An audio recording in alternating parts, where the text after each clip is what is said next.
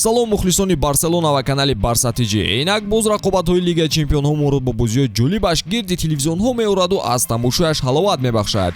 бошгоҳи каталониро имтиҳони мушкиле дар бозии навбатиаш мунтазир аст. онҳо бо дастае рақобат хоҳанд кард ки тӯли чандин солҳо муқобилаш муваффақ шуда наметавонанд.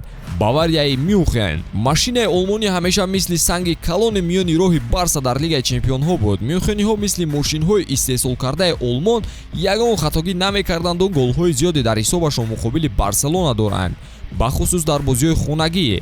вале мо имрӯз аз гузаштанею аз қувваю вазъи кунунии дастаҳо дида ба бозии имшаба омодагӣ мебинем. каталониҳо ба қавле хадаҳои части баварияро ба худ гирифтанду омодаи набарди навбатӣ бо олмониҳо мебошанд. оё левандовски метавонад ҳамон бозии муҷаллояшро муқобили собиқ дастааш нишон диҳад? барса то куҷо дар алlianz arena ин мавсим муваффақ мешавад? хави оиди бозии навбатии даста чиҳо гуфт? ин ва дигар хабарҳои муҳимро дар навори имрӯза бароятон мегӯем. аз шумо чун ҳар вақта лайк ва дар канал обуна шудан, аз мо бошад наворҳои ҷолиб омода сохтан. омодаед?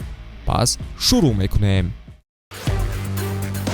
бандаи бачаҳои каталонӣ ба меҳмонии бавария рафтанду намехоҳанд дасти холӣ ба хона баргарданд. хави бо дилхоҳ роҳ се имтиёзи заруриро дар сафар гирифтан мехоҳад ки то ин дам касе ба ин кор ба осонӣ даст наёфтааст. бавария барселона имрӯз соати 12 шаб. агар ҷолибияти бозиро боз ҳам диданӣ кардан хоҳед, аз хизматрасониҳои шарики мо 1x истифода баред. дар 1x регистратсияи осон ва пардохт аз тамоми гӯшаи канори дунё, вале аз ҳама муҳим бонус то $100 бо промокоди барсатиҷи. силкаи зарурӣ дар комментария. ба ҳама муваффақият. дар ҳоли ҳозир рақиби барселона бавария на он қадар бозии хубе нишон медиҳад ки мухлисон интизораш ҳастанд. дастаи нагелсман ғалабаҳоро бо мусовӣ иваз кардааст ва дар рақобатҳои на он қадар душвор имтиёз аз даст дода истодааст.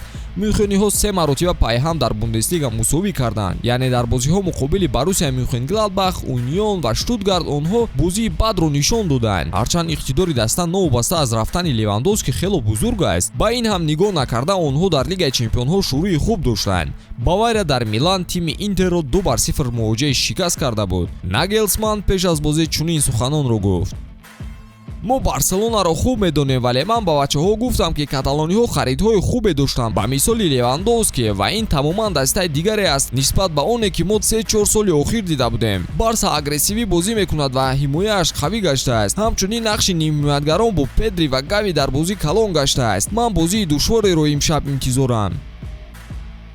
хай, агар алови чашми нагелсманро гирифта бошем, ин ба фоидаи кор мешавад. бояд қайд кунем ки Кингсли Коман низ бо иллати ҷарроҳияш ба мюнхениҳо кӯмак кардан наметавонад. албатта саломатӣ хоҳонем, вале набуданаш боз як манфиат ба барселона медиҳад. каталониҳо ҳам дар лигаи чемпионҳо шурӯи бобарор доштанд. онҳо бо аутсайдери гурӯҳ Виктория Плзен рақобат карда буданд ки ҳунари бомбардирии Левандовски кӯмак кард ки барселона бо ҳисоби 5-1 ғалаба ба даст орад. ин комёбӣ яке аз 4 муваффақияти даста шуд. айни ҳол дастаи хави дар ҳисобаш 4 ғалабаи пайдарҳам дорад ки дар баробари лигаи чемпионҳо онҳо дар ла лига низ якчанд вохӯриҳои муҳимро ба фоидаи худ хотима доданд. каталониҳо дастаи Валидолид 4-0 ва Севильяро 3-0 мағлуб сохтанд. 10 сентябр 4 голи дигар ба дарвозаи Кадис заданд. ҳама ин бозиҳо як пайвандӣ дорад ки ба Левандовски рабт дорад. дар ҳар бозиҳо ҳамлагари полшагии барса бо гол намоён шуда буд ки ҳоло дар ҳисобаш аллакай 7 гол ҷамъ шудааст. 6 он дар ла лига мебошад. мушкилии асосии мюнхениҳо ҳам Левандовски хоҳад шуд. ӯ дастаи қаблиашро хуб медонад ва инро истифода бурданаш имконпазир аст. дар баробари ин бавария хуб медонад ки чӣ тавр хати ҳимояи барҷастаро ҳам кушояд. хулосаи гап, мо бозии кушодро имшаб тамошо хоҳем кард ки бештари вақт ба сергол шудани дидор бурда мерасонад. сармураббии барселона дар пресс-конференсияи пеш аз бозӣ чунин суханонро гуфт: бозии имрӯза ҳеҷ чизро иваз нахоҳад кард. мисли ҳар вақта омодаи рақобат ҳастем. ин рост аст ки мо дар allianz arena бори муваффақ нашудаем, вале барсаи кунунӣ аз солҳои қаблӣ фарқи зиёде дорад. ман намехоҳам натиҷаи бозиро дида моро баҳо диҳанд. новобаста аз бохт ё ғалаба, ин як бозии марҳилаи гурӯҳӣ асту халос. ман бозии баробарро мунтазирам, зеро ҳар ду даста мехоҳанд идораи тӯбро дошта бошанд. ҳар ду даста прессингро ба роҳ мемонанд ва агрессивона мубориза мебаранд. мо кӯшиш мекунем таҳти рақами 1 бозӣ кунему идораи бозиро ба даст орем. Левандовски лидери даста ба ҳисоб меравад. ӯ ором ва ба таври маъмулӣ рафтор карда истодааст. чанд рӯз истироҳат дошт ва омодаи рақобат мебошад. ҳама дар формаи хуб қарор дорад ва то охир вазифаи дар пеш истодаро иҷро хоҳанд кард. вале бояд қайд кунем ки ҳариф дастаи қавие мебошад ки шомили беҳтаринҳои ҷаҳон аст. мо ба барса дар бозии навбатӣ барор хоҳонем ва чун ҳар вақта дар дилхо маврид мухлисӣ хоҳем кард. Мунтазири ғалабаему се имтиёзе ки мавқеи барсаро дар садри ҷадвал мустаҳкамтар мекунад. То наворҳои баъди тансиҳат бимонед. Хайр дӯстон.